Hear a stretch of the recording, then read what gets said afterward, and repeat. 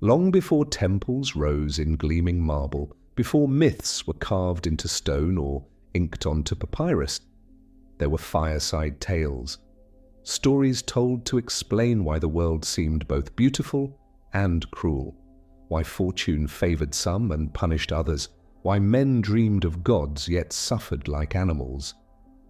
Out of this web of questions came one of the most enduring figures of them all, Heracles, known later to the Romans as Hercules.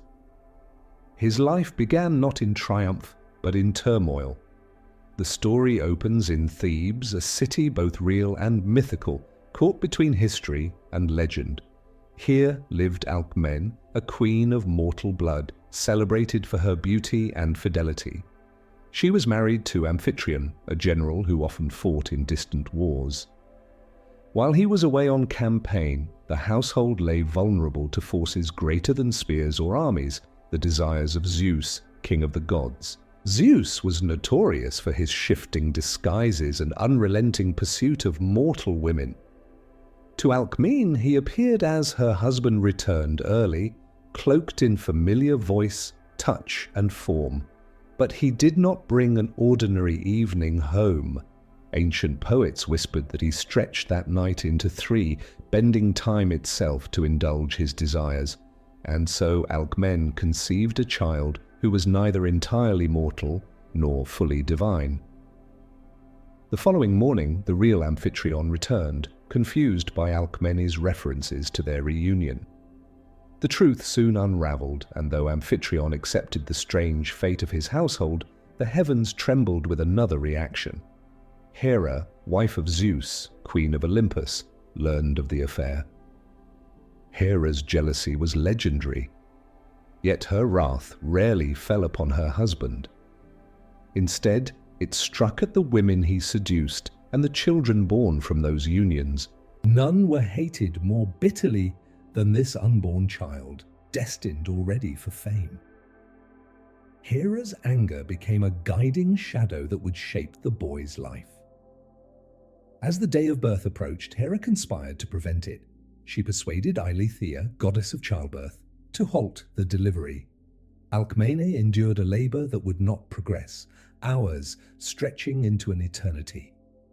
In desperation, her maid Galanthis cried out that the child had already been born.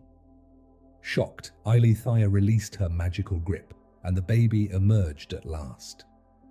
Thus Heracles came into the world, not peacefully, but through trickery and struggle, a fitting omen for a life defined by resistance.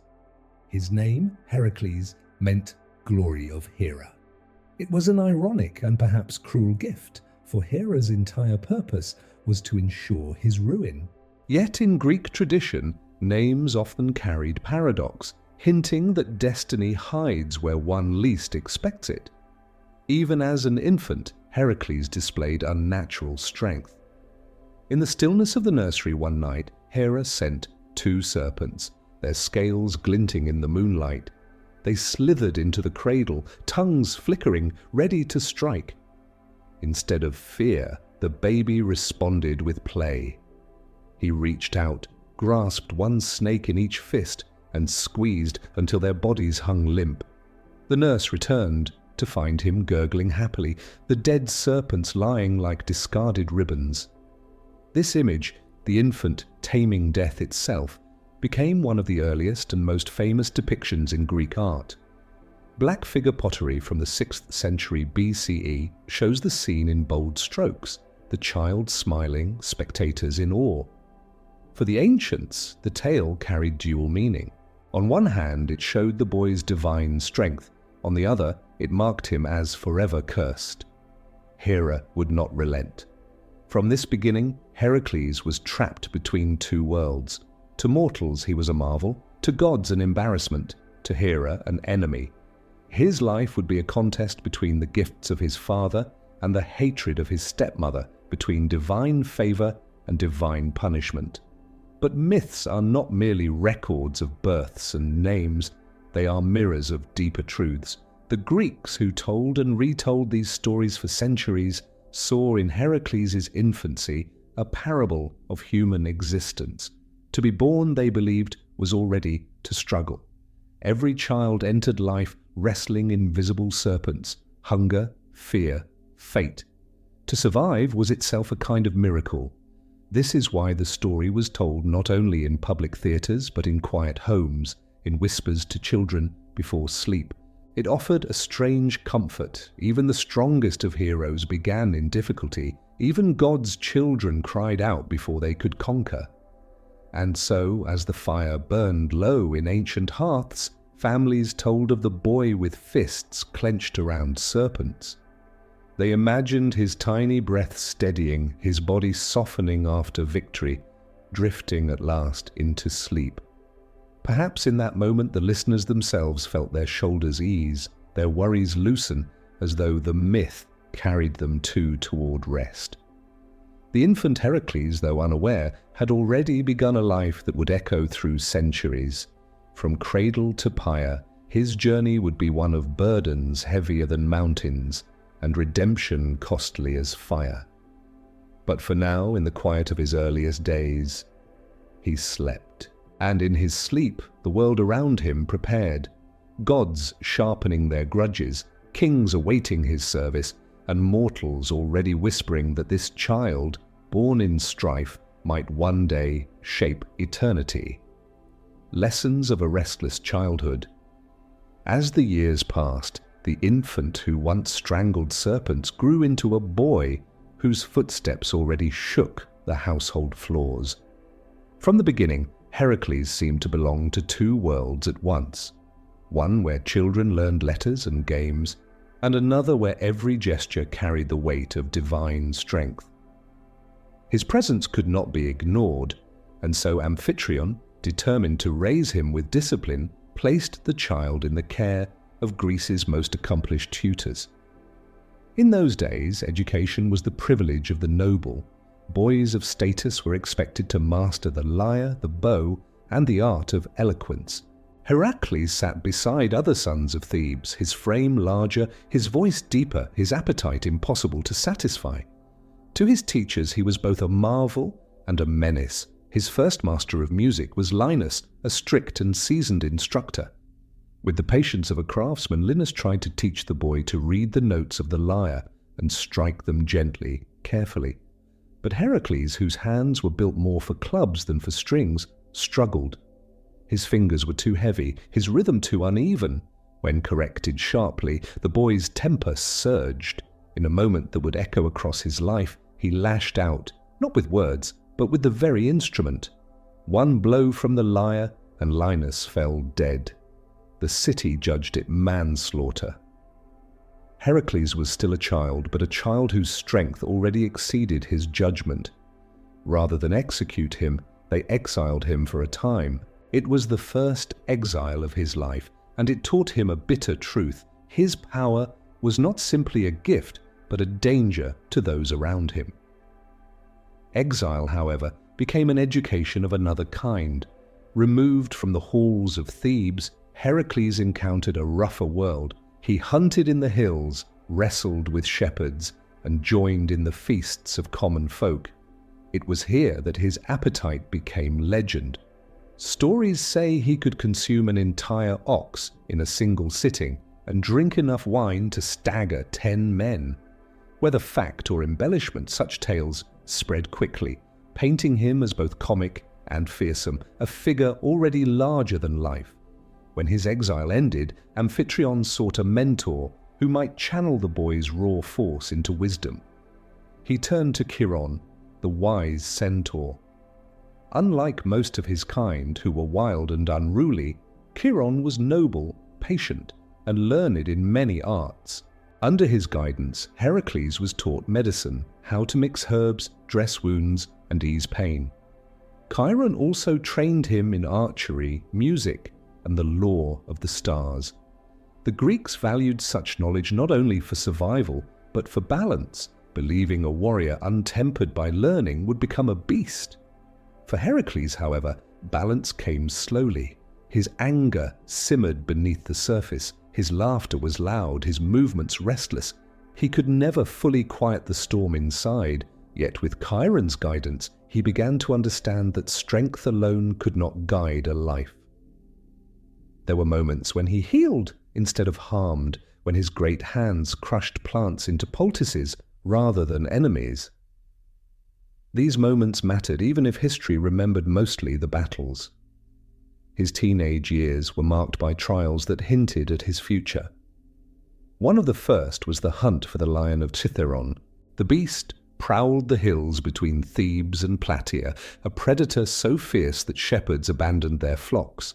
For months, the lion roamed freely, striking at night and vanishing by dawn. Hercules, still young, set out to face it. Alone, armed with bow and club, he tracked the creature into the rocky hills. The struggle was brutal, but at last he killed it and returned, draped in its hide. That hide, tough and heavy, became his first cloak of victory. Later myths often confuse it with the Nemean lion, one of his famed labors. But those who kept the older traditions knew the truth. The lion of Cithaeron was his first real triumph, a symbol that even before his penance began, Hercules had already crossed the threshold from boy to legend. These early victories made him the subject of awe, but also of unease. For every beast he slew, every feast he emptied, every feat of strength he performed, the people whispered, was this truly a mortal or something else? His very existence blurred boundaries, and boundaries mattered in Greece. Their myths often warned of hubris, of mortals who overstepped and claimed too much. Hercules was a child who had not asked for such power, yet it had been forced upon him. The people of Thebes saw in him both protector and threat, savior and exile. This tension would never leave him. As he grew taller, broader, and stronger, the women of Thebes began to notice him. Some admired, some feared. The poets tell us he once wrestled with boys his age and tossed them about like straw. Others say he could lift entire ox carts with ease. Such stories spread quickly, for the Greeks believed heroes revealed themselves early, through deeds that could not be hidden. But if strength defined him, so too did restlessness. He could not sit still in the lessons of rhetoric. He preferred to test his bow in the hills, his fists in the arena. He was impatient with courtesies, clumsy with music, and yet unmatched in contests of might. His tutors despaired, but the people marveled. He was, they said, the very image of Zeus, a god walking in mortal sandals. In quieter moments, though, Heracles must have felt the weight of solitude. No other boy knew what it meant to kill a man by accident, to exile oneself before manhood, to carry a destiny whispered by gods. These are things too heavy for a child to confess. He carried them in silence, shaping a character that was both fierce and lonely. The Greeks would later see in these years the pattern of the hero's journey. Joseph Campbell, millennia later, would call it the departure, the phase when the young hero leaves ordinary life and begins to encounter trials that foreshadow the greater path ahead. But for the storytellers of Thebes, it was simpler. A boy too strong for the lyre, too hungry for feasts, too restless for quiet halls. A boy destined for burdens none could yet imagine. And so, while other youths of Thebes practiced speeches and courted maidens, Heracles wrestled lions, studied herbs, and gazed at the stars beside his centaur teacher. The city watched him grow, half in admiration, half in fear. Hera watched too, her jealousy simmering. For she knew the boy she had tried to strangle in his cradle was now becoming a man, and her war against him had only just begun. Tonight, as you listen, you may notice your own breathing settle, your body release its tension. These myths were told not only to thrill, but to soothe, to remind listeners that strength and burden walk side by side, that even heroes stumble in their lessons, and that childhood is never without shadows. Heracles, larger than life though he was, walked through the same restless years all children face, impatient, uncertain, searching. And in that truth there is comfort. for even the strongest began as a boy who struggled to learn. Youth and the first triumphs. Heracles grew from boyhood into a youth unlike any other. In Thebes and beyond, his presence was unmistakable. Taller than most men, broad-shouldered, with a voice that carried across fields. Where others in their teens still wrestled with self-doubt, he wrestled lions. His strength, once a burden, was becoming the foundation of a legend. Yet behind every early triumph lay the same paradox. He was too great for an ordinary life, and too flawed for an easy one. The first proof of this came when he faced the lion of Mount Cithaeron. While still in his teens, he chose to remain among the shepherds in the countryside rather than spend his days idling in the palace. The lion had terrorized the region for years, preying on herds and scattering flocks. Farmers whispered of its eyes glowing in the night, and its roar echoing like thunder through the ravines. Many hunters had tried and failed, but Heracles, impatient and fearless, went after it with little more than his bow and a heavy club. The battle was fierce, but the outcome inevitable. When the beast finally fell, Heracles stripped its hide, discovered its remarkable toughness, and slung it over his shoulders. In time, this image, the youth draped in a lion's skin, carrying a wooden club, would become iconic, etched on vases and carved into stone across the Greek world. The Lion of Cithaeron was not yet the famous Nemean lion of his later labors, but it was a sign that Heracles, even before his penance, was destined for extraordinary encounters. His victory over the lion also carried a curious reward. The king of Thespiae, whose lands the beast had plagued, invited him to remain in his city as a guest. There, the king arranged that his 50 daughters should share Heracles' bed, one each night. Whether this story reflects a local boast, a later embellishment, or a metaphor for fertility, it reveals something about how the Greeks saw him. Heracles was not simply a warrior. He was a force of nature, a symbol of virility and abundance. To link him with so many daughters was not only to speak of his strength, but to portray him as a fountain of life itself. As he entered manhood, his fame began to spread. His appetite was as notorious as his victories. Stories circulated of him devouring entire feasts before other guests had arrived, or draining wine jugs that left companions unconscious. The Greeks told these tales with both admiration and humor. They loved to exaggerate, to paint their heroes larger than life. Heracles, they said, did not simply eat, he consumed. He did not merely fight, he conquered. His very existence seemed amplified. Yet with this power came danger. Heracles was not immune to temper. At times his anger flared quickly, leaving ruin in its wake. One story tells of him training under a music master who corrected him too harshly. In his frustration, Heracles struck the man, and once again blood was spilled. It was a reminder that his strength, even now, was more than he could always control. Despite this volatility, his role as defender of Thebes soon grew. The city faced enemies on its borders, and Heracles, eager for action, joined its forces. He fought bravely, wielding his club with devastating effect. Victories came swiftly, and the people began to see him not only as a prodigy of strength, but as a guardian of their land. In gratitude, the king of Thebes gave him his daughter, Megara, in marriage. For a time, life seemed steady. Heracles, still young but now married, fathered several children. His house was filled with laughter, the cries of infants, the warmth of family. It might have seemed that his destiny had finally found peace, that the storms of childhood were giving way to a quieter adulthood. But such peace was always fleeting in Greek myth. For Hera still watched, and Hera never forgave. Before that storm broke, however, Heracles achieved other early feats that further secured his fame.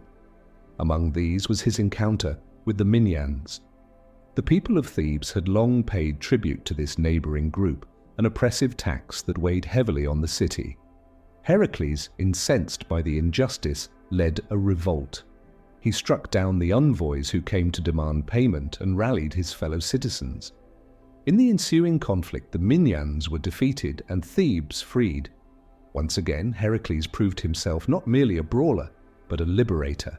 In another tale, he faced the centaurs. Though his famous battle with them would come later, in youth he was already known for skirmishes with these half-horse, half-man creatures. They represented untamed passion, wildness without restraint, qualities that mirrored Heracles' own struggles.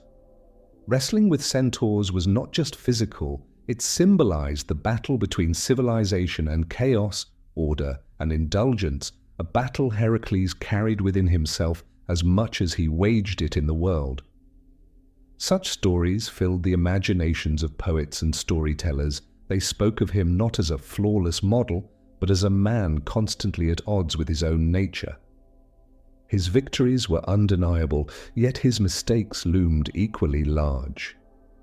He was becoming the archetype of the flawed hero, powerful beyond measure, yet unable to escape the darker currents of his destiny.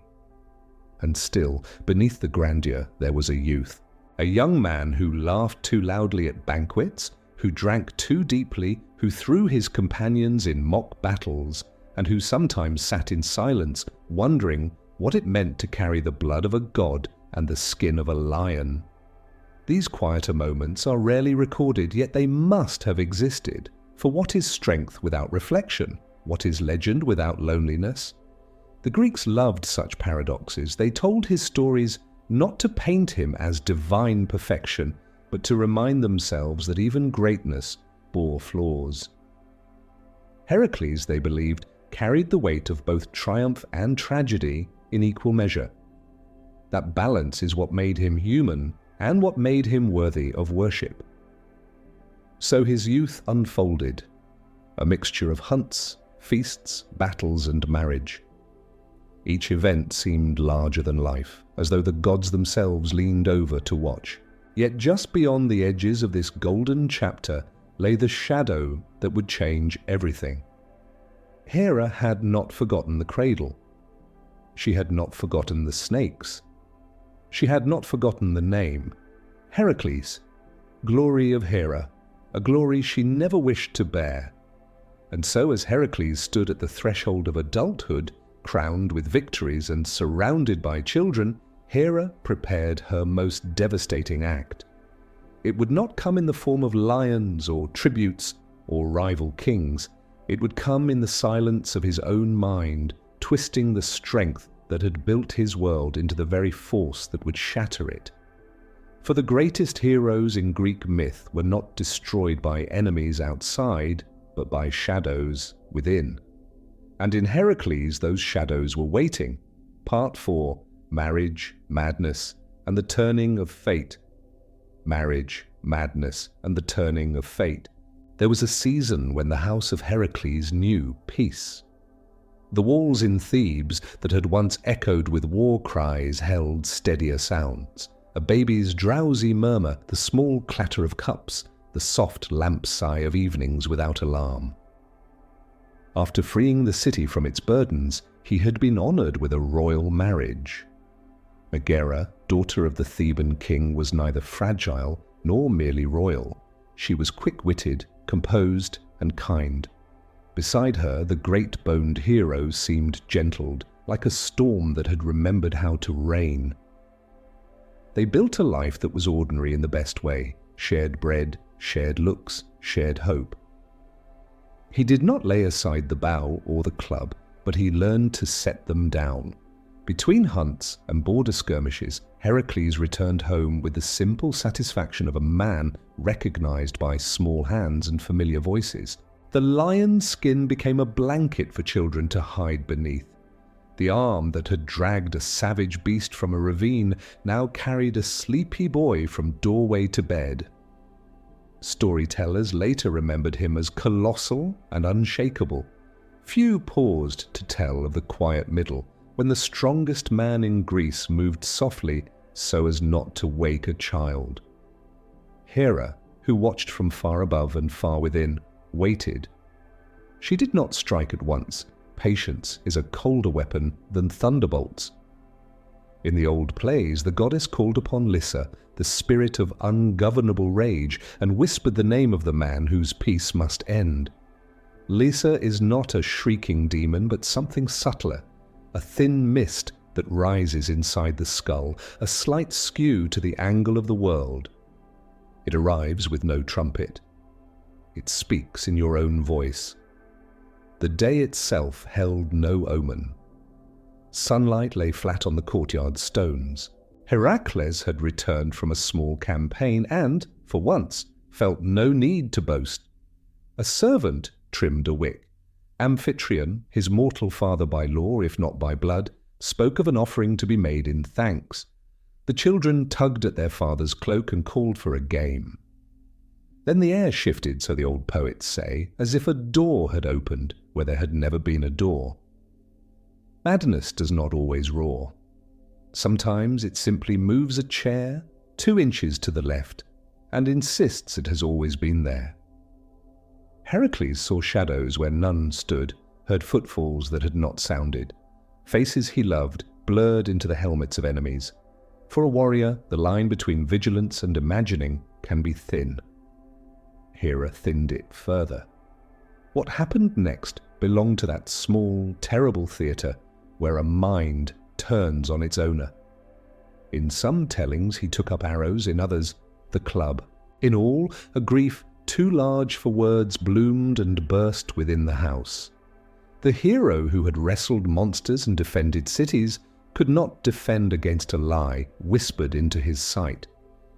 When the cloud lifted, how long later no one can say, the courtyard was quiet. The smoke of a quenched lamp rose like a thread. Megara lay still. So did the children. Time, which had been generous to Heracles in battle, offered no remedy here. The Greeks had a word for the stain that falls upon a soul after the unspeakable miasma. It is not simply guilt, not simply law. It is a heaviness that clings to skin and name until ritual and ordeal wear it away. Heracles understood at once that he could not remain. He touched Amphitryon's shoulder, won farewell for the man who had raised him, and left the city without demand or defense, the lion's skin once worn as victory, now red as penitent's cloak. He walked to Delphi, where the earth breathes through a fissure and a woman on a tripod speaks for a god. The sanctuary offered neither comfort nor condemnation, only the old order of things: supplication, sacrifice, answer.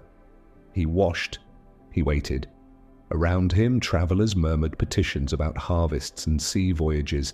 Kings sent gold seeking favorable winds over their politics. Heracles was different.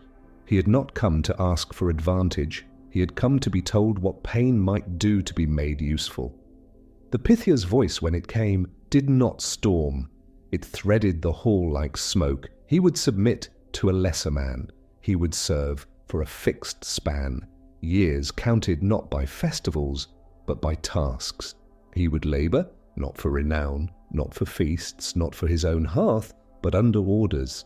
The name given was Eurystheus, king at Tiryns, a relative by blood but a stranger in spirit, cautious where Heracles was bold, petty where he was expansive, tidy where he was vast. It was a hard verdict. To fight is one thing, to obey is another. Yet obedience was the price of cleansing. The oracular law placed a knot in the rope of his life, 12 years, and in them labours that would be spoken of so long as temples had columns. Heracles bowed. There was nothing else to do. Even a hero needs sponsors, and the gods are nothing if not theatrical in their help. Athena, who favours minds that think while hands work, is said to have stood near him in that hour. She offered not absolution, no god offers that freely, but counsel, and tools when tools were the difference between courage and waste. Heracles took from the shrine a hardness of purpose. From the goddess, steadier aim. He did not plead for leniency. He asked for a road. On the way to Tiryns, he moved like a shade between towns, refusing hospitality more often than accepting it, unwilling to lay his burden in a stranger's house. The countryside knew his silhouette, the pelt, the bow worn unstrung, the club cut from a tree whose shadow still missed its limb. Men nodded, women drew water slower, and children whispered names they had learned from older mouths. Fame follows quickly, sorrow more slowly, punishment is deliberate. Eurystheus received him not with embrace, but with a posture the storytellers loved to sketch, the small king upon a chair too large, the eyes calculating, the fingers drumming. Hera's soft influence moved here as well. She favoured Eurystheus and set in him a talent for mean invention. If a task could be devised that would scrape the hero's pride raw, he would find it.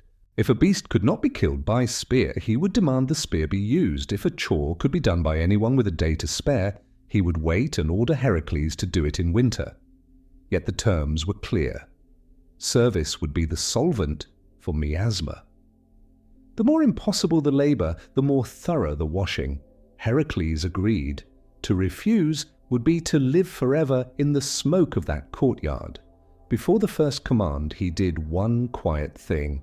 He found a craftsman and fixed the grip of his club, smoothing the place where his palm would rest. He tried the bowstring and listened for the clear, small voice it made. It sang true. He gathered the little medicines Chiron had once taught him to find in hedgerows, soothed leaves for cuts, bitter ones for fever, and tucked them into a pouch. Strength alone had brought him to this threshold. Strength and skill together would carry him through it. There was, even then, a tenderness in the air that no one wrote down. The day before the first labour, he slept without dream. Priests at nearby shrines whispered prayers not of triumph, but of proportion. May the tasks be hard enough to cleanse, and not so hard as to destroy. May the man survive the making. Wind moved through olive leaves with that thin, silver sound that comforts even the wakeful. If sleep came to him, it came like a hand upon a shoulder, gentle, brief enough. Morning arrived without ceremony. The list had begun. Somewhere far away, Hera watched with the long gaze of one who believes she has won a game that never ends. Somewhere nearer, Athena counted tools and distances. In Thebes, a room had been shuttered against the bright days. In Delphi, incense continued its slow coil. And on the road out of Tiryns, a figure the world already knew set one foot before the other, not toward glory, but toward repair. The first 6 labours. When the dawn of his penance broke, Heracles stood at the threshold of something that was neither war nor exile. The tasks laid upon him by Eurystheus were not the campaigns of kings nor the personal quests of restless men. They were chores, assignments, shaped to test him, humiliate him, and break him. And yet through these labours his name would be carved into stone, clay, and memory for centuries. The first command was delivered plainly: slay the lion that prowled the hills of Nemea. This was no ordinary beast. Its golden hide could not be pierced by arrow or blade. Weapons fell blunt against it as though against iron. Shepherds had abandoned their flocks, farmers their fields.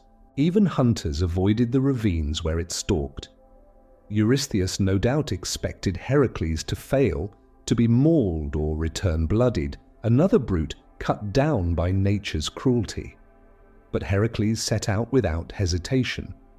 He tracked the lion through the valleys of Argolis, following the drag marks of carcasses and the low thunder of its roar. At dusk he found the cave, a shadow in the hillside. He loosed arrows, each bounced harmlessly away. Realizing what he faced, he blocked one entrance with boulders and stepped inside with only his club. The fight was close, the cave echoing with growls and the crack of wood on bone. When the club splintered, Heracles seized the beast with his arms and wrestled it into stillness, strangling it until the roars fell silent. When he tried to skin it with his knife, the blade dulled. The hide was proof against steel. So, with the cunning born of desperation, he used one of the lion's own claws to cut it free. Draped in the pelt, he emerged not merely as a victor, but transformed. The lion's skin became his armor, its gaping jaws a hood over his head. In art and story, this image became inseparable from him, the man who wore the impossible.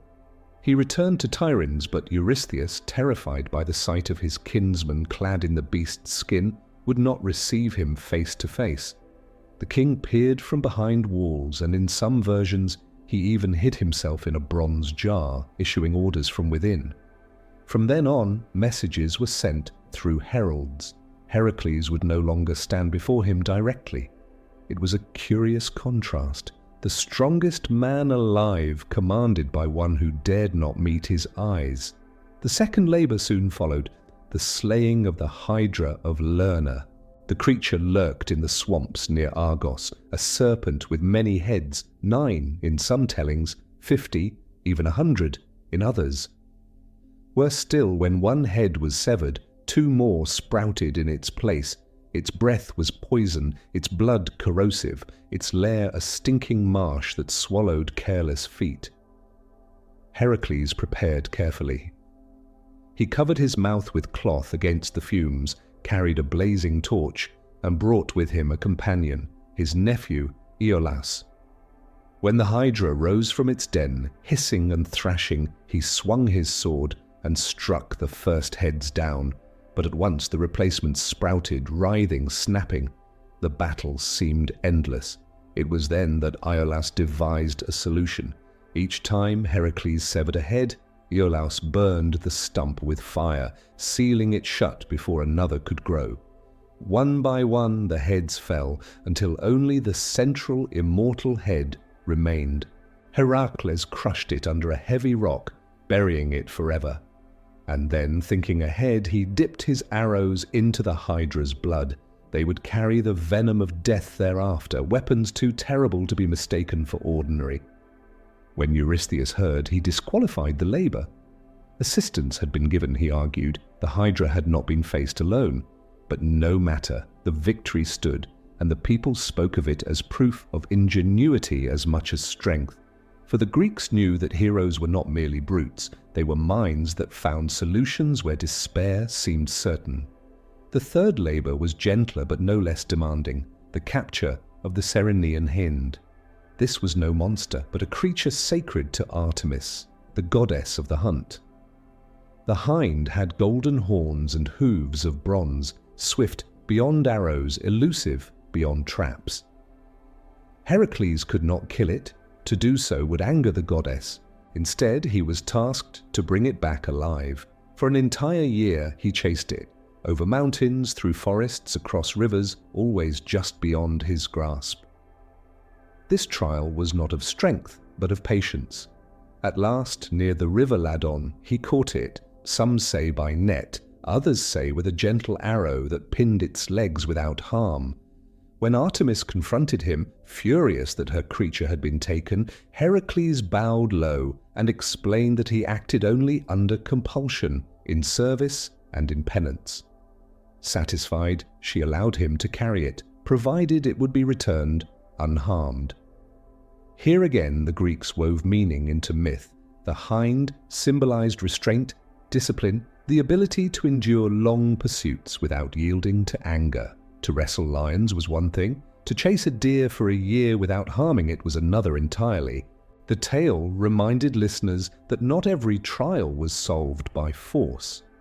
The fourth labor demanded another capture, the Erymanthian boar. This beast rooted through Arcadian fields, uprooting crops and scattering farmers. Snow lay thick on the mountain slopes when Heracles finally cornered it. He drove it into a deep drift where its strength was useless and bound it in ropes. When he returned with the squealing animal, Eurystheus, true to form, was so terrified that he hid once again in his jar, peering out only when convinced the monster was secured. Between these labors, smaller stories blossomed. On his way to Arcadia, Heracles dined with the centaur Pholus. When he opened a jar of wine belonging to all centaurs, the others descended in fury. A battle broke out, arrows flying, hooves striking. In the chaos, Heracles wounded many and scattered the rest. His poisoned arrows killed even Chiron, though by accident, wounding the wise centaur who had once been his teacher. The wound could not heal, and Chiron, in agony, chose immortality's end. This side tale was tragic, a reminder that even in service, Hercules left ruin in his wake. The fifth labour was no hunt, but a humiliation, the cleansing of the Augean stables. King Augeas owned herds of immortal cattle, their dung piled high after decades of neglect. The stench alone drove men away. Eurystheus, with cruel wit, demanded Heracles clean it in a single day. Heracles saw the futility of spade and bucket.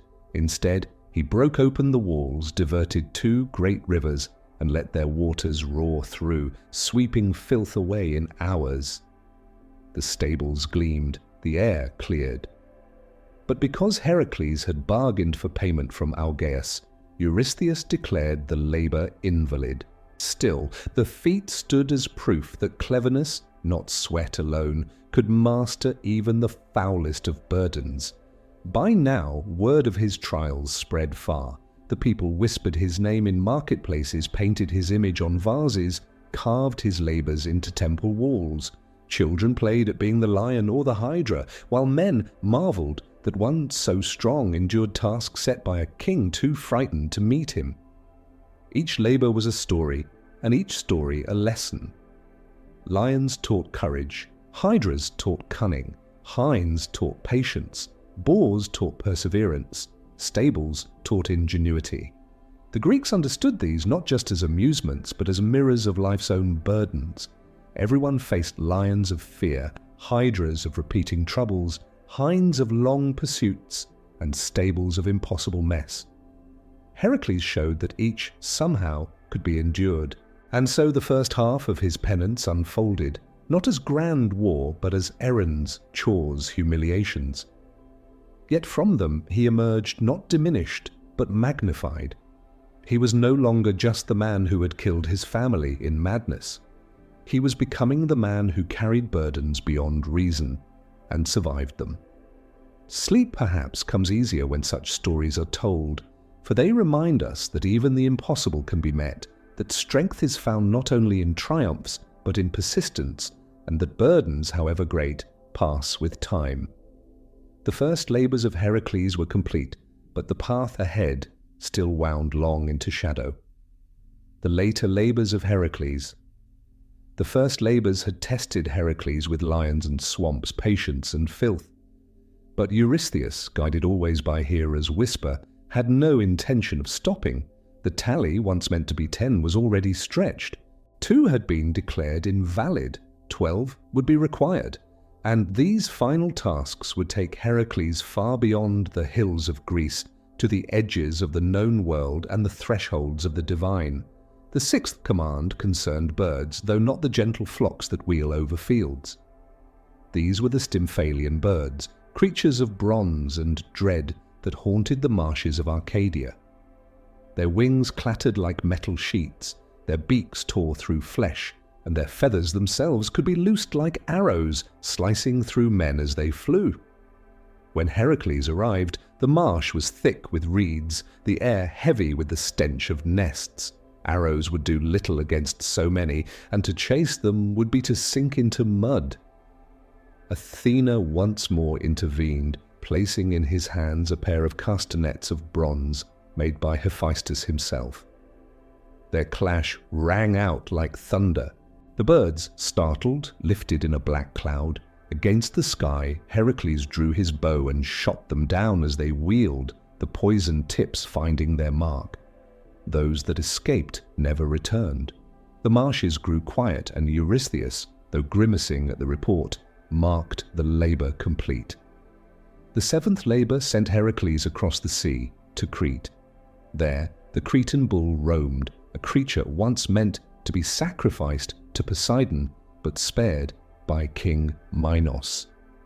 The god had cursed it with rage. It smashed walls, scorched fields, and bellowed flames. Heracles met it head-on, wrestling it to the ground with sheer force, his arms locking about its neck. Dragged back to Tiryns, it terrified Eurystheus so greatly that he loosed it, and the bull wandered until another hero's story claimed it. In vase paintings, Heracles' struggle with the bull became a favorite motif, man and beast locked in timeless contest. The eighth labor was darker still, the mares of Diomedes, king of Thrace. They were no ordinary horses, fed on human flesh, their eyes rolled white with madness, their breath stank of blood. To steal them was peril enough, to calm them, impossible. Heracles fought the Thracian grooms and their king, Diomedes himself. With grim resolve, he turned cruelty upon its source. He fed the king to his own beasts. Sated at last, the mares grew docile, their terror broken. It was a victory written not in triumph, but in necessity, a reminder that sometimes only horror ends horror. From there, Eurystheus demanded a treasure, the girdle of Hippolyta, queen of the Amazons. The Amazons were unlike any people of Greece, women who ruled, fought, and rode as equals, or better, to men. To Heracles, their queen at first offered the belt freely, impressed by his purpose. But Hera, unwilling to let the errand end in peace, spread rumor among the Amazons that Heracles meant to abduct their queen. Battle followed. In the confusion, Hippolyta was slain. The belt passed to Heracles, but the story lingered as a tragedy, one of misunderstanding and the goddess's bitter hand. The 10th labor drew Heracles to the farthest west, where earth met ocean. There dwelt Geryon, a giant with 3 bodies joined at the waist, guarded by a 2-headed dog and a herdsman of equal ferocity. The prize was a herd of red cattle. Heracles journeyed farther than any Greek before him, across Libya, across Iberia, carving landmarks as he went.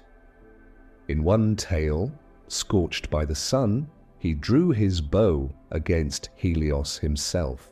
The sun god, impressed by such audacity, gifted him a golden cup in which to sail the ocean waves. On reaching Geryon's land, Heracles slew the herdsman, the dog, and finally the 3-bodied lord with poisoned arrows. Driving the cattle eastward was a labor in itself.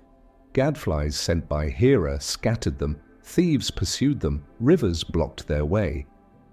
Yet at last the herd reached Tiryns. Eurystheus, true to form, wanted nothing of them and ordered them released.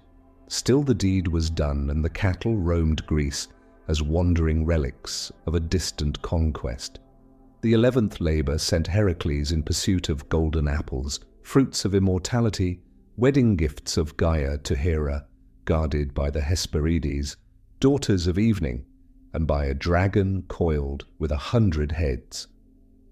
No one knew their exact place. Heracles wandered far, capturing the shape-shifting sea god Nereus until he gave directions. In his search he met Prometheus, bound to his rock, liver devoured daily by an eagle. With one arrow Heracles struck the bird, breaking the torment. In gratitude, Prometheus counseled him to seek Atlas, the Titan who held the sky. Atlas, grateful for a respite, agreed to fetch the apples if Heracles would shoulder the heavens. Imagine the sight, the strongest man bent beneath the dome of the sky, stars wheeling above his head, the weight of eternity pressing down. When Atlas returned, he offered to carry the fruit himself to Eurystheus, leaving Heracles to bear the burden forever. But Heracles asked only that Atlas hold the sky a moment while he adjusted his cloak. When the Titan complied, Heracles lifted the apples and walked away, leaving Atlas once more chained to the vault of heaven. The 12th and final labor descended lower still into shadow, bring up Cerberus, the 3-headed hound of Hades. No blade could cut him, no chain hold him, no man face him and return. Yet Heracles, instructed by Persephone and with Hades' consent, descended unarmed. His only task was to subdue, not to slay. Through the dark he walked, past the shades of the dead, past rivers of fire and lament. Cerberus came snarling, serpents writhing about his neck, foam dripping from triple jaws. Heracles wrapped his arms around the beast, wrestled him as he had lions, as he had bulls. The struggle shook the underworld. At last, the hound yielded. Dragged into daylight, Cerberus writhed, snapping at the air. Eurystheus, seeing the monster, screamed and hid once more in his jar. Heracles, keeping his word, returned the hound to its station at the gates of death. With that, the labours ended. 12 tasks, each impossible, each completed. They had begun as punishment, meant to grind him down. They ended as monuments to his endurance. From lion to hound, from swamp to underworld, Heracles had travelled the length of the known world, faced beasts, kings and gods, and returned, each time alive. Yet peace did not follow. For the Greeks knew the labours were only one chapter. Atonement was won, but fate was not undone. Heracles' life, like the rivers he diverted through Augeas' stables, still curved toward darker ground. Wanderings after the labours. The 12 labours were finished, the penance complete. In theory, Heracles had washed away the blood of Megara and their children. He had faced monsters, outwitted kings, even descended into the realm of the dead. Any other man might have sought rest then, a quiet hearth, perhaps a vineyard to tend. But Heracles was no ordinary man. Peace never seemed to last for him, and perhaps he no longer knew what to do with it when it came. Once the labours ended, his life became a tapestry of wandering. Some tales place him with Jason and the Argonauts, that band of heroes who sailed east in search of the golden fleece. Heracles, towering among them, carried his bow and lion skin aboard the Argo. Yet his time there was brief. On the shores of Mysia, his young companion Hylas went to fetch water and was seized by water nymphs drawn beneath a spring. Heracles searched in grief, calling his name through valleys and woods. He would not abandon him, and so he left the Argonauts, wandering alone. The Greeks often told this story not as a tale of battle, but of love and loss, showing that even the strongest hero could be undone by absence. Another tale has him fighting alongside Theseus, the hero of Athens, or quarrelling with him in rivalry. Heroes in Greek myth often collided like storms, too large to share the same sky. Yet whether in alliance or opposition, Heracles' name found its way into nearly every great cycle of stories, as though his shadow brushed against them all. He journeyed to Troy long before the Trojan War of Homeric song. The city then was ruled by King Laomedon, who had broken promises to the gods themselves. Poseidon and Apollo, punished for defiance, had built the walls of Troy, but when they demanded their due, Laomedon cheated them. In anger, the gods sent a sea monster against the city. Laomedon promised Heracles a reward of immortal horses if he would rid them of the beast. Heracles fought and slew the monster, saving the king's daughter, Hesione. But when the time came, Laomedon refused payment. Such treachery could not be borne. Heracles left, but not forever. Later he returned with ships and allies, stormed Troy, killed Laomedon, and gave Hesione as bride to his companion Telamon. In this way, he unwittingly helped set the stage for the later Trojan War, for Hesione's descendants would one day stand on those same walls as the city burned again. Heracles' wanderings also brought him to strange figures at the edges of myth. In Libya, he fought Antaeus, a giant whose strength was endless so long as his feet touched the earth, his mother, Gaia. Every wrestler who challenged him was crushed, but Heracles, lifting him from the ground, broke the bond and crushed him in the air. It was a lesson in strategy. Sometimes, strength lies in removing an enemy from the source of power. In Egypt, he encountered King Busiris, who had fallen into the cruel habit of sacrificing foreigners to appease the gods. Heracles was seized, bound, and prepared for the altar. Yet when the moment came, he broke his bonds, slew the king, and ended the practice. Greek audiences loved this story. It showed their hero not only conquering monsters, but also tyrants, restoring order where cruelty reigned. Yet not all his wanderings were glorious. In Lydia, punished for killing a guest, an act that defied the sacred law of hospitality, Hercules was sold into servitude. His master was no king or warrior, but a queen, Omphale. For years he served her, not with bow or club, but in her household. She made him spin wool, wear women's garments, even yield his lion's skin and club to her. In vase paintings the image survives, Hercules, the strongest man in myth, seated with spindle in hand, Omphale draped in his cloak, holding his weapon. To the Greeks this was comic, but also profound. It inverted expectation, reminded them that strength could be humbled, that even heroes could serve. Some whispered that he even grew to love her. These wanderings also linked him with older, greater myths. On his travels he found Prometheus still chained to his rock in the Caucasus, the eagle tearing at his liver day after day. Zeus had punished the Titan for giving fire to mankind, but Heracles, passing by, raised his bow and shot the eagle from the sky. He broke the chains and freed Prometheus. Zeus surprisingly allowed it. Perhaps by then even the king of the gods had grown weary of the old punishment. Thus Heracles joined his story to one of the oldest myths of all, liberating not just cities and kings, but a Titan who had given light to humanity. His wanderings stretched across the world the Greeks knew, and far beyond. In the West, he marked the pillars of Heracles at the Straits of Gibraltar, declaring the edge of the known earth. "Beyond this, nothing," the ancients said. In the north, stories placed him against tribes of centaurs, his arrows scattering their wild feasts. In the east, he is said to have fought river gods, wrestled with their shifting forms, and even claimed the horn of Hercules, which became the cornucopia, the horn of plenty. Yet behind the legends, a pattern emerges. Heracles was restless. He wandered not as conqueror, but as one pursued by Hera's enmity, by guilt, by the sense that no labor, no victory was ever enough. He saved cities, won battles, founded shrines, fathered children, but peace always slipped away. Perhaps it was the cost of his divine strength, to be too mighty for the quiet life of mortals, too mortal for the stillness of the gods.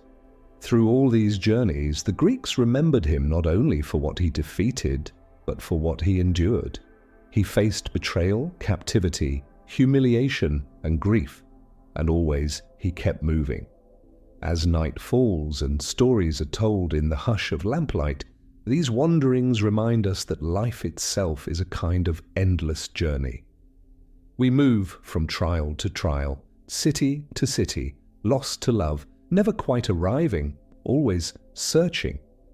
Heracles wandered across the known world, but in truth, he wandered also within himself, chasing something even he could not name. And so this chapter closes with him still on the road, lion's skin about his shoulders, bow at his side, moving toward another battle, another test, another tale. For Heracles, the path was never still. And in the quiet of that thought, perhaps sleep comes more easily, knowing that even the greatest among us are forever wandering. Loves, marriages, and tragedies. For all his feats, Heracles was not only a man of battles and labors, he was also a man of unions, marriages, and loves that threaded through his wandering life. These bonds shaped his fate as surely as lions and hydras did, and often they ended not in harmony but in sorrow. After his labors, when his name had spread across Greece, Heracles married again. His first wife, Megara, had been lost in the madness sent by Hera, but time pushed him onward. Among his earliest notable unions was with Omphale, the queen of Lydia. Yet theirs was no ordinary marriage. Heracles, as punishment for the killing of a guest, was sold into her service. He, the lion slayer, the giant killer, became her servant. Omphale dressed herself in his lion's skin, carried his club, while he was made to spin wool and wear her garments. This inversion puzzled and amused the Greeks. To them it was comedy, a tale told with laughter at banquets. But beneath the jest lay something deeper. The strongest of men humbled, made to yield to a queen, reminded listeners that even heroes must sometimes bend. And perhaps there was affection, for some traditions say Hercules bore her children. In this paradox, strength and submission, the Greeks found not shame, but balance. When his years of service ended, Heracles sought love again. In Calydon, he competed for the hand of Deianira, daughter of King Oeneus. But she was not unclaimed. Another suitor stood before her, the river god Hercules. In some tales, Hercules could shift his form, now a man, now a serpent, now a bull. He fought Heracles fiercely, the earth trembling beneath their struggle. Heracles, wrestling in the mud, seized the bull's horn and snapped it. Defeated, Hercules fled, and the broken horn became the cornucopia, the horn of plenty, symbol of endless abundance. With that victory, Heracles claimed Deianira as his bride. They wed, and for a time there was peace. Together they travelled, she walking beside the hero, whose name the world knew. But fate, as ever, was waiting by the river. One day, as they journeyed, they came to the banks of the river Evernus, swollen with water. There they met Nessus, a centaur who offered to carry Deianira across, while Heracles swam. She trusted him, but midway Nessus attempted to abduct her. Heracles from the far shore saw what happened. With steady aim, he loosed an arrow, its tip dipped in the hydra's venom. It struck true. Nessus fell, but as he lay dying, he called to Deianira. He told her that his blood, born of love and pain, could act as a charm. If ever she feared Heracles might stray, she need only smear it upon a cloak, and his heart would be bound to her forever. It was a lie, cruel and cunning, for the blood was poisoned beyond measure. But Deianira, unknowing, believed.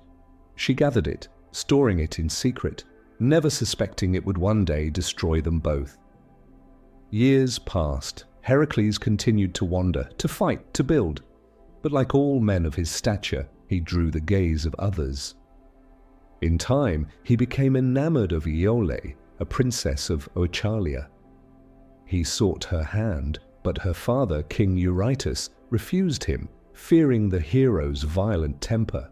Heracles did not forget the insult. Later, when war broke out, he returned, sacked the city, and took Iole captive. Deianira, hearing whispers of this new affection, grew anxious. She loved her husband still, yet she feared his heart might drift. It was then she remembered the words of Nessus. In her chambers she brought out the vial, soaked a cloak in the centaur's blood, and sent it as a gift to Heracles. When he received it, he was pleased. He donned the robe at once, but no sooner had the fabric touched his skin than the poison awoke. It burned into his flesh, seared his blood, clung to him so that no strength could tear it away. He tore at it, but the cloth only fused deeper. The venom of the hydra, carried in Nessus' deceit, ate at him with unrelenting fire. The pain was beyond endurance. He screamed, shook the earth, and in his agony he hurled Lycus, the messenger who had delivered the cloak, into the sea. The place where the boy's body struck the waves was said, ever after, to bear his name. Deianira, when she learned what had happened, understood too late. Realizing her mistake, she took her own life. In her mind, she had not sought murder, only loyalty. But love, bound by fear, had turned fatal. Heracles, writhing in torment, knew that his mortal body could not survive.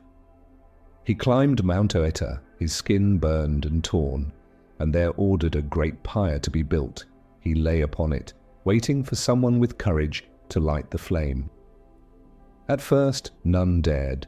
At last, a shepherd, or in some tellings the hero Philoctetes, stepped forward. In gratitude, Heracles gave him his bow and arrows, weapons steeped in Hydra's venom. As the fire consumed him, the mortal part of Heracles was burned away. But the divine half, the son of Zeus, rose unscathed. In that moment he ascended to Olympus. Hera, who had hated him since his cradle, now accepted him. Perhaps she was weary of her vengeance, or perhaps she had come to respect the man who had survived all her trials. In reconciliation, she gave him her daughter, Hebe, goddess of youth, as wife. Thus Heracles was made a god, his mortal sufferings ended, his immortality secured. In sanctuaries across Greece, shrines rose to him, sacrifices were offered, games were played in his honor. He became not just a hero of story, but a god of endurance, of strength, of burdens carried and survived. Yet the stories of his loves and marriages never faded. Omphale, who humbled him. Deianira, who loved him too much. Iole, whose beauty tempted him. Each thread was woven into the larger tapestry, not of triumph alone, but of flaw, error, and the strange tragedies that shadow even the greatest.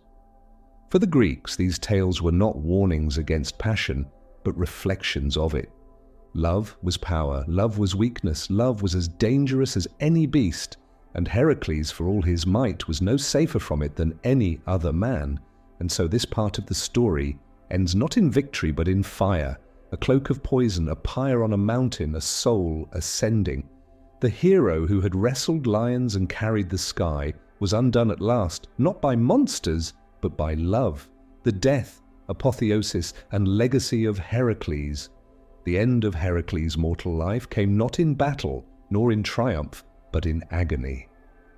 The poisoned cloak given to him by Deianira burned through his skin until his mighty frame, once so unshakable, trembled and faltered.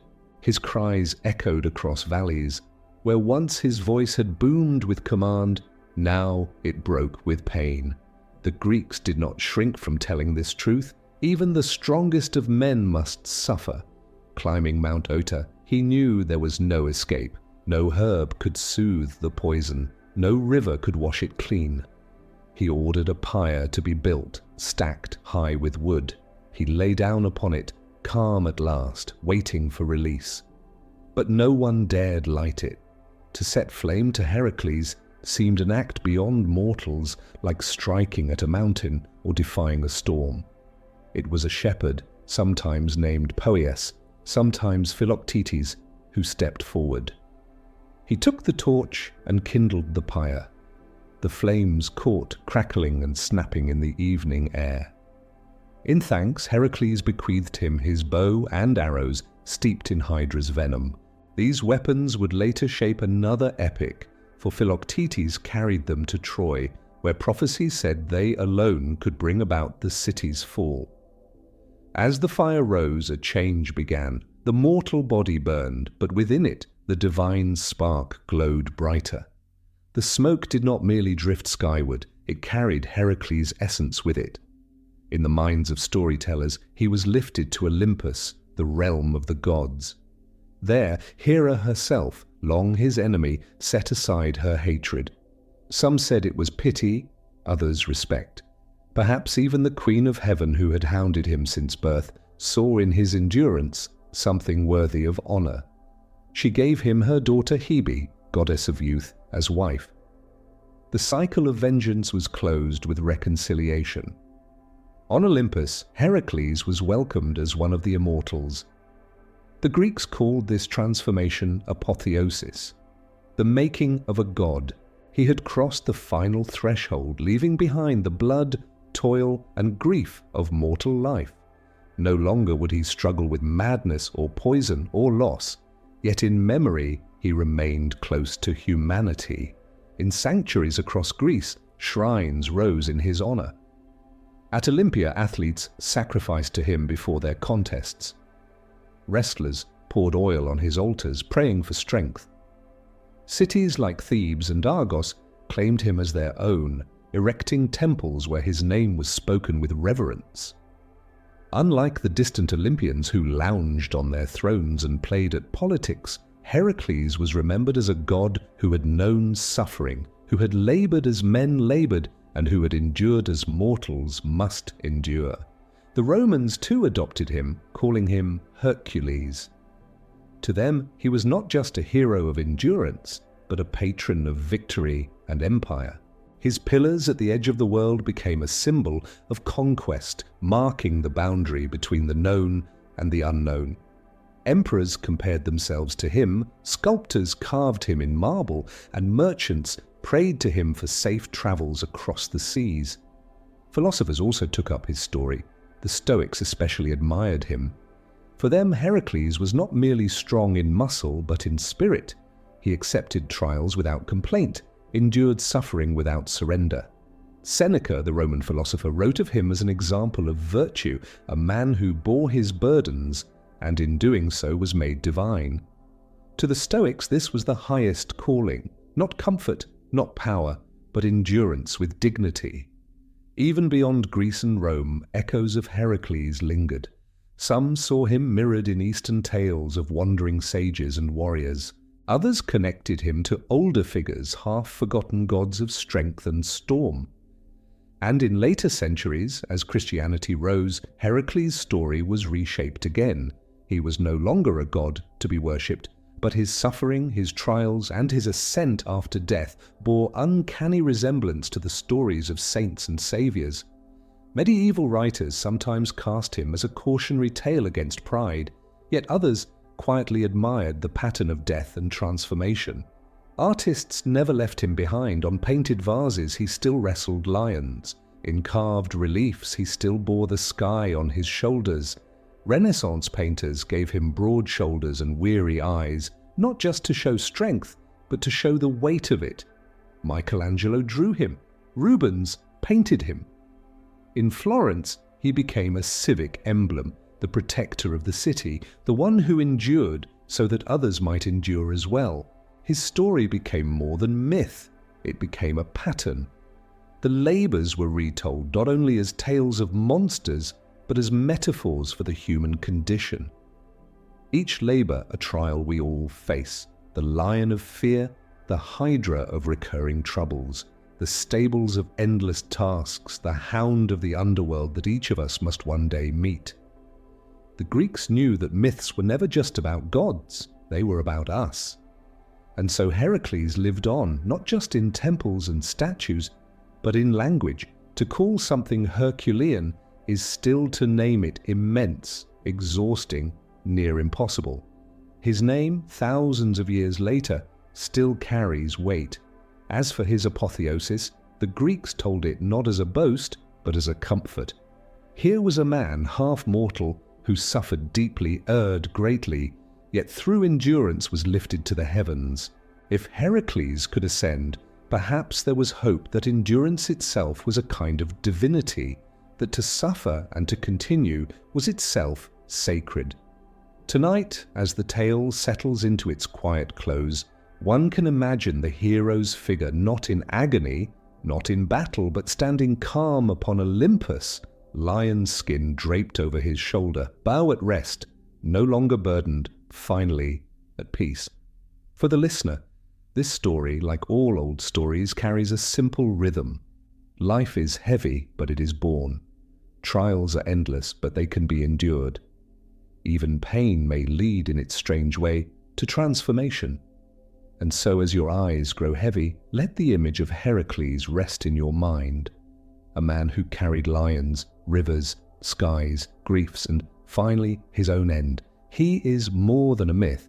He is a reminder that strength is not the absence of hardship, but the persistence to meet it. In that thought may sleep come easily, as it once did to those who told his story under starlit skies. Heracles in philosophy, cults, and mystery traditions. When Heracles' mortal body burned away on the pyre and his divine self rose to Olympus, the story of the man became the story of a god. But myths do not end simply because a hero dies or ascends. They grow roots, they spread, they become symbols, that each generation reshapes according to its needs, and Heracles, more than most, became a figure claimed not only by storytellers but by philosophers, priests, and seekers of hidden knowledge. In Greece, his cult was unlike most others. The Olympian gods were distant, aloof, their shrines built on high peaks or grand temples. Heracles, however, was worshipped at crossroads, in gymnasia, on the edges of cities. His sanctuaries were practical places, marked not by towering columns, but by altars where travelers left offerings for safe journeys, where wrestlers poured oil before stepping into the ring, where ordinary citizens prayed for endurance in their daily toil. He was, in a sense, a democratic god, close to the ground, close to the people, approachable in ways Zeus or Apollo were not. The Heraclea, annual festivals held in many city-states, honored his labors and his apotheosis. These were not solemn rites of mystery, but celebrations of strength and survival. Songs were sung of the lion and the hydra, races were held in his name, and sacrifices were made not to beg favor, but to honor what he had already endured. Unlike many gods, Heracles was not praised for perfection, but for persistence. That distinction mattered. Philosophers soon took notice. The sophists of the 5th century BCE used him as an example in moral arguments. Should a man choose a life of virtue or a life of pleasure? The tale of Heracles at the crossroads, told by the philosopher Prodicus, became famous. In it, the young hero is approached by two women, vice promising ease and indulgence, and virtue offering toil and honor. Heracles chooses virtue, accepting the harder path. This story shaped centuries of ethical teaching. The Stoics later embraced him wholeheartedly. To them, Heracles was the model of the wise man. He endured pain without complaint, performed his labors not for glory, but for duty, and faced death with calm acceptance. Seneca and Epictetus invoked him often. Epictetus even said that if Heracles had sat quietly at home, who would remember him? It was his struggles that gave him meaning. To live like Heracles was to see obstacles as exercises, burdens as opportunities to prove character.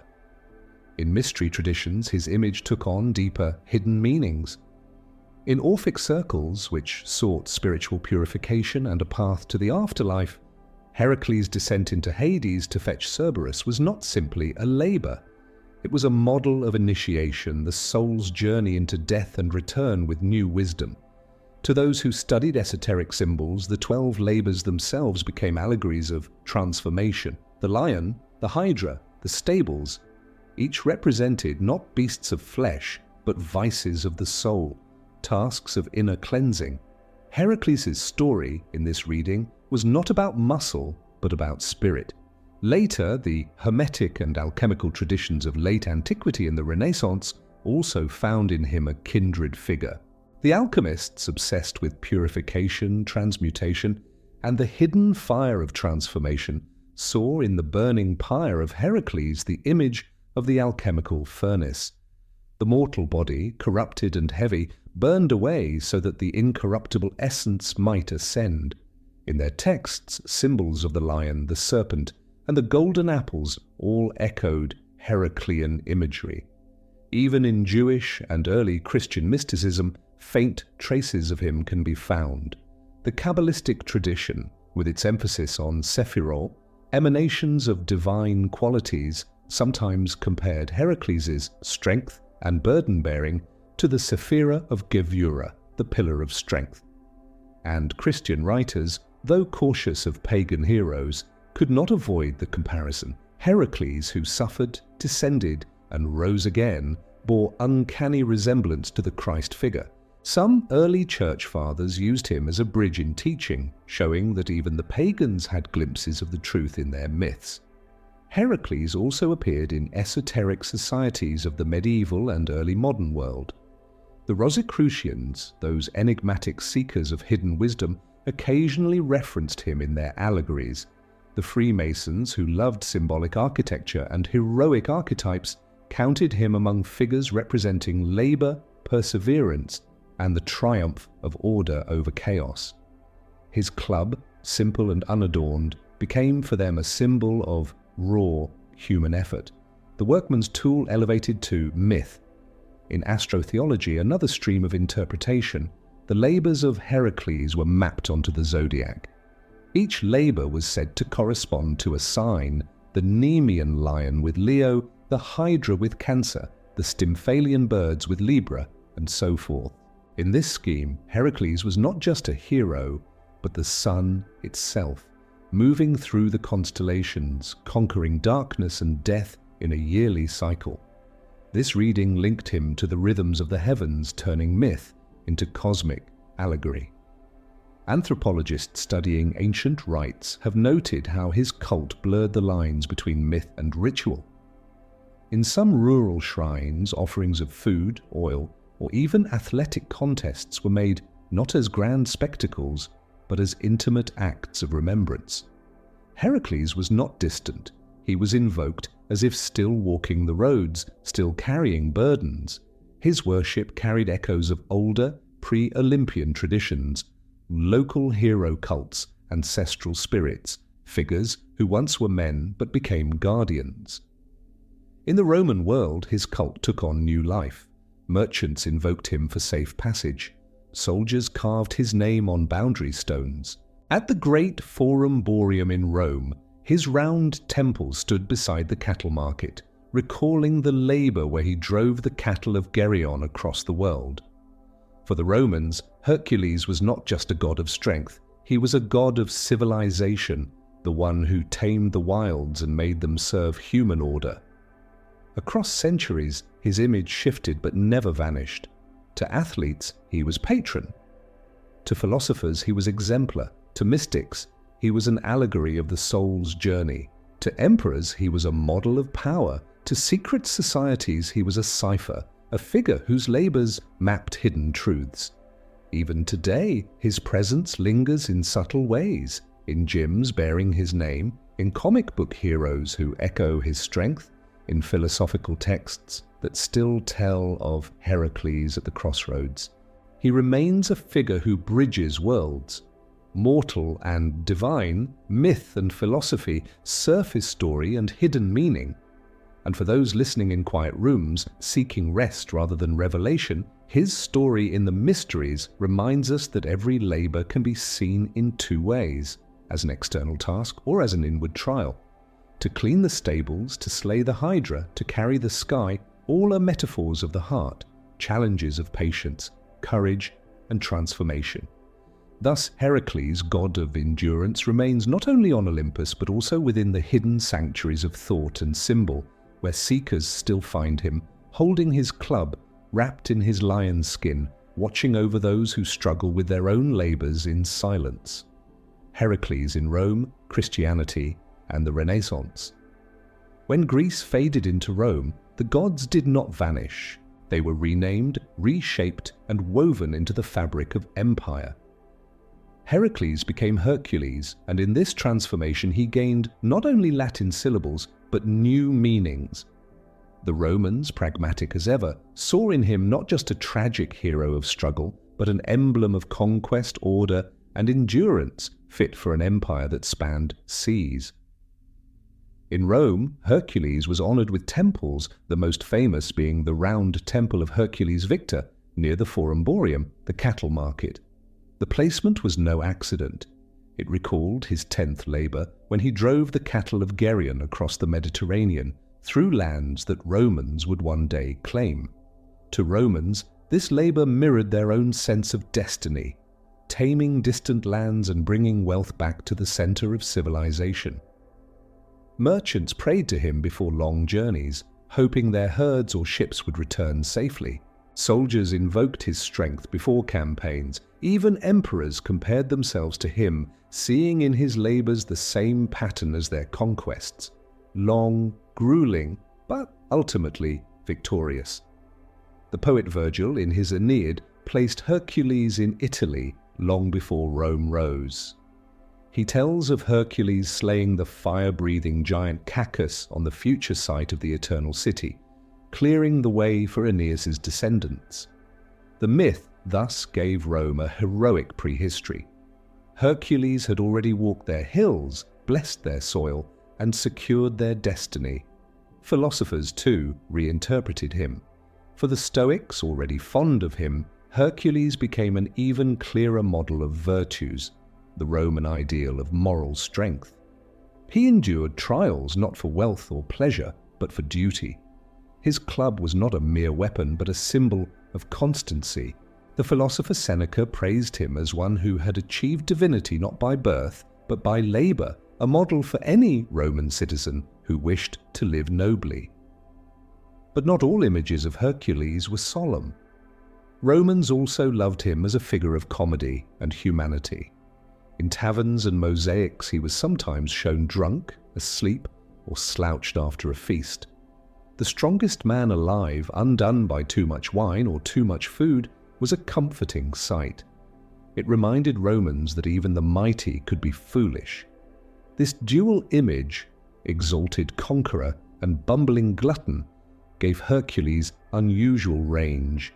He could be invoked in the Senate and joked about in the streets. As centuries turned, Rome fell and Christianity rose, Hercules did not disappear. Instead, he shifted again. Early Christian writers faced a choice: what to do with the pagan heroes. Some condemned them outright as false idols, yet others, especially those who sought to convert pagans gently, found in Hercules a pattern that echoed their own faith. Here was a figure who endured suffering, who descended into the underworld, who rose again to immortality. His labors resembled trials of the faithful. His apotheosis, though pagan, resembled resurrection. For some, Hercules became a prefiguration of Christ, not in holiness, but in the pattern of death, suffering, and transformation. Church fathers like Clement of Alexandria used him as an example when addressing Greek audiences, showing that their myths carried shadows of Christian truth. At the same time, medieval scholars sometimes recast him as a cautionary tale. His lusts, his rage, his mistakes were warnings against vice. His death by poisoned robe became a symbol of sin's wages. But even then, the fascination lingered. Illuminated manuscripts showed him wrestling lions or carrying the heavens, often with Christian reinterpretations written beside them. He became a bridge, a way of absorbing ancient memory into a new faith. With the Renaissance came a rebirth not only of art and science, but of myth. Hercules returned to Europe with vigor, sculpted, painted, and celebrated as the perfect emblem of humanist ideals. The Renaissance man was meant to be strong of body, bold of mind, and capable of enduring hardship for higher goals. Hercules fit that model exactly. In Florence, his figure adorned public squares, standing as protector of the city. The Florentine Republic, often embattled, saw itself mirrored in the hero who faced endless trials. To the artists, Hercules was both divine and human, muscular and weary, a man caught between worlds. Michelangelo sketched him, envisioning the hero's body as the pinnacle of anatomy and strength. Rubens painted him in scenes bursting with energy, lions roaring, serpents twisting, Hercules towering at the center. But the Renaissance also revived the symbolic side of Hercules. Scholars of alchemy and Hermetic philosophy saw in his labors allegories of spiritual transformation. The cleaning of the Augean stables became the cleansing of the soul. The capturing of Cerberus became the descent into the shadow self. The golden apples became enlightenment. In these readings, Hercules was not just a hero of muscles, but a hero of metaphysics, his story a guide for the seeker of hidden wisdom. His image spread across Europe. Kings styled themselves after him, commissioning tapestries where they stood as new Herculean figures conquering chaos. Architects carved him into palaces. Writers used him as allegory for virtue triumphing over vice. In France, he was seen as a symbol of the monarchy. In Spain, he was tied to empire. His pillars at Gibraltar became the emblem of exploration, emblazoned with the words non plus ultra, nothing further beyond. When Spain later crossed the Atlantic, the motto changed to plus ultra. further beyond. Hercules' pillars became the badge of global expansion. Even as Christian Europe dominated, Hercules remained, reshaped again and again. To theologians, he was sometimes a flawed pagan shadow of Christ. To humanists, he was the ideal of human strength and persistence. To alchemists, he was the soul's alchemical furnace. To rulers, he was the emblem of empire, and yet beneath all these layers the old Greek core still pulsed. The man who had been hated by Hera, driven to madness, forced to atone through endless labors, he was still there, hidden beneath marble and oil paint, beneath sermons and mottos. The Renaissance did not erase his flaws. In fact, they sometimes celebrated them. The weary Hercules leaning on his club, muscles heavy, eyes distant, became a favorite motif. Here was not the conquering giant, but the man who had carried too much, the hero who for all his strength knew fatigue. In this way, the Renaissance brought back something the Romans had half forgotten, the humanity of Hercules. His labors were not just symbols of power, but of weariness, persistence, and the strange dignity of carrying on. And so, across Rome, Christianity, and Renaissance, Hercules survived not by staying the same, but by changing. He was conqueror and clown, Christ-like and cautionary, marble colossus and weary man. He was, as he had always been, a mirror. Each age looked into him and saw what it needed. For those lying in the quiet hours now, the story rests gently. A hero carried forward not by temples alone, but by memory. Through empire, through church, through art, Hercules has walked beside humanity, carrying his burdens still. Modern echoes and final reflections on Heracles. Stories do not end when their heroes die. They ripple outward, shifting with every age that retells them. Heracles, or Hercules as later centuries called him, is one of those rare figures whose shadow is so large that it crosses millennia. From Greek myth to Roman Empire, from Christian allegory to Renaissance marble, he has endured. But even after the last temple fell silent and the last philosopher laid down his stylus, Heracles did not fade. He walked on into the modern world, reshaped yet again, as much a figure of psychology and philosophy as of story and song. In literature, he lingered as both warning and inspiration. Enlightenment thinkers in the 18th century used him as a symbol of reason's victory over superstition. The Hydra became ignorance. The Augean stables became corrupt institutions.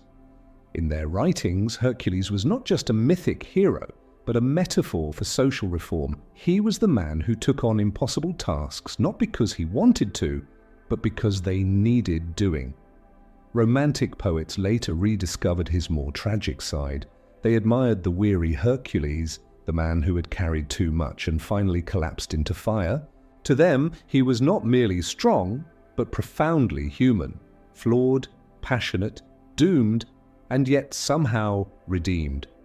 Painters of the 19th century, too, often depicted him in moments of fatigue rather than triumph, leaning on his club, eyes heavy, burdened by memory as much as by monsters. Psychology gave him another life. In the 20th century, Carl Jung and his followers looked to Heracles as an archetype of the human journey. His labors were not just stories of beasts and kings, but images of the trials every soul must face. The lion represented raw instinct that must be tamed. The Hydra stood for recurring fears that multiply when cut down. The stables symbolized the mess of the unconscious that must be cleansed. In Jungian thought, Heracles became an image of individuation, the long, often painful path toward wholeness. Joseph Campbell, in his great study of myth, placed him squarely within the hero's journey. He was the model of the monomyth, called to adventure, tested by trials, aided by helpers, descending into darkness and returning transformed. Campbell emphasized not the gods or the monsters, but the structure, the way Heracles' story mapped onto countless other myths and modern tales. In this sense, every hero in literature and film who faces trials echoes Hercules, from knights in medieval romance to comic book icons of today. Modern culture has embraced him with remarkable ease. His name adorns gymnasiums, weightlifting competitions and supplements. To call something Herculean is still to call it immense and exhausting. Films and television retell his labors with varying degrees of accuracy, sometimes as solemn epic, sometimes as light-hearted adventure. Disney's Hercules softened the tragedy into comedy and song, yet even there the bones of the myth remained. The boy of impossible strength, the struggle against monsters, the path toward godhood. Comic books and superheroes owe him a quiet debt as well. The image of a flawed but determined hero, gifted with great strength yet struggling with personal demons, is one the ancient Greeks knew well.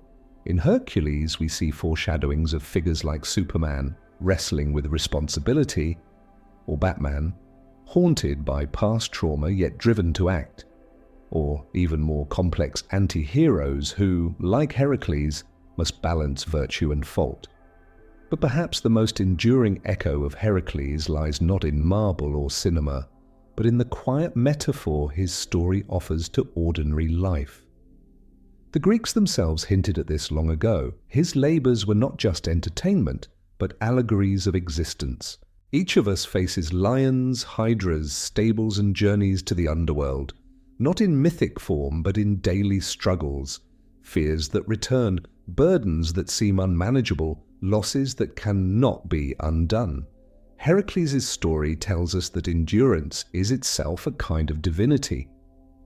The Greeks did not make him a god because he was flawless. They made him a god because he endured. He stumbled, he raged, he failed, but he kept going. And in the end, that persistence lifted him to Olympus.